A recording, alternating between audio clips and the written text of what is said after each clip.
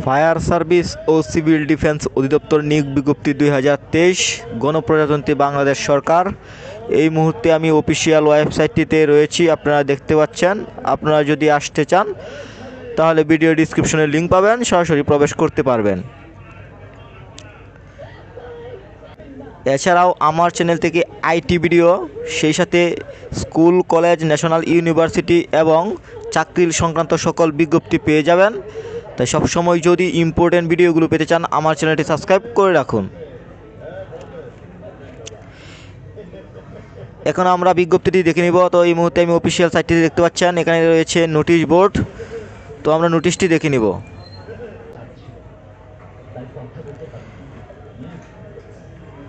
সার্কুলারটি দেখতে পাচ্ছেন।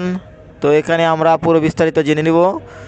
তো টেবলটিতে রয়েছে পদের নাম ও বেতন স্কেল, পদের সংখ্যা, শিক্ষাগত যোগ্যতা ও অন্যান্য শর্তাদি, মন্তব্য। তো শুধুমাত্র একটা ক্যাটাগরিতে পদের নাম ফায়ার ফাইটার পুরুষ, বেতন স্কেল 9,000 থেকে 21,800 টাকা, গ্রেড 17 অনুযায়ী পদের সংখ্যা 550 জন। শিক্ষাগত যোগ্যতা ও অন্যান্য শর্তাদি, তো এখানে মাধ্যমিক স্কুল সার্টিফিকেট যারা এসএসসি পাস করেছেন তারা কিন্তু আবেদন করতে পারবেন।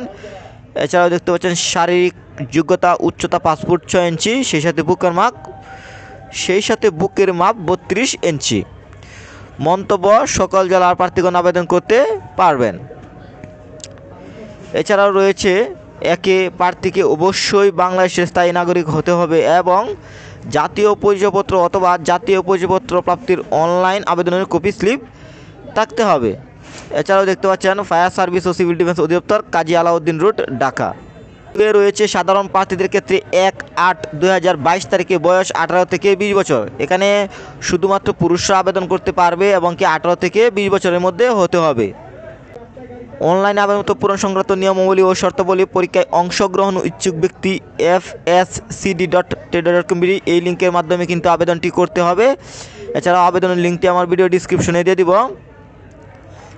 আবেদনটি করার জন্য আপনাকে অবশ্যই পরীক্ষার ফি বাবদ 50 টাকা, সেই সাথে টেলিটক সার্ভিস চার্জ বাবদ 6 টাকা, মোট 56 টাকা অনধিক 72 ঘন্টার মধ্যে জমা দিতে হবে। তো SMS কীভাবে পাঠাতে হবে এখানে দেখতে পাচ্ছেন পেজটিতে, প্রথম SMS, সেই সাথে দ্বিতীয় SMS।